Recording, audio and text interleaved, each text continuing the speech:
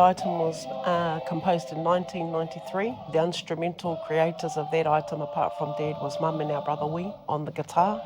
Dad spoke to us about the context of that item in terms of he wanted to remind us wahine of the greatness that we were a part of.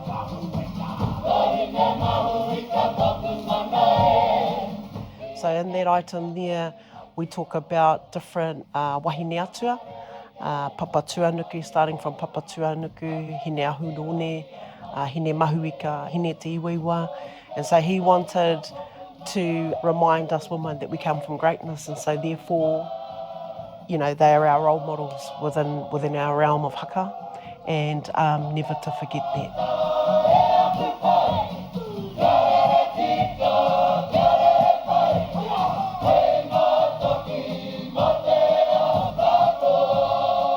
They were very good at reflecting back to what was going on in our lives at that time. Around 1993-94, there was a big campaign in Aotearoa, Girls Can Do Anything, it was called, and they were really talking about women taking up the trades and driving trucks, which we usually see men. For women of Te Rāwhiti, we're fortunate in that we've grown up sitting alongside our men.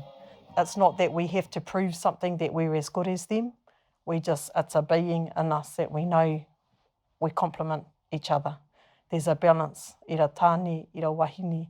And I think that's something, kind of a subliminal message that was in there as well with Mum and Dad's composition for Mana Tuku Iho. You know, just what Pemia said is that really it was to enhance women, to remind us, he mana tuku iho, tō te wahine.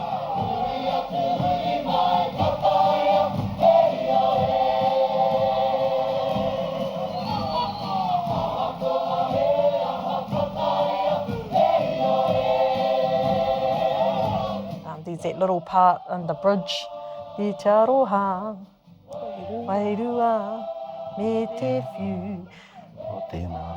Yeah, so koro, you know, in terms of performance, you know, he would say, this is your one moment where you can flirt, you can shine. I want you to, you know, almost stop a man in his tracks in that part.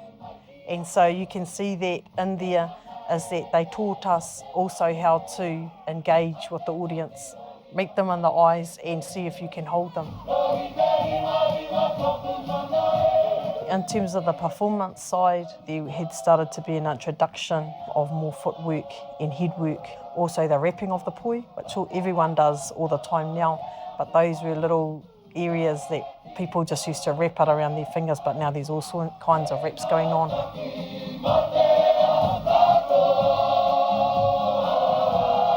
But all of those kind of things were things that the experience that Mum and Dad had in kapahaka, they were teaching us all the time. And so over the years, they've set trends and they moved along, but their teachings are always a little bit deeper. There's always something more of substance in there.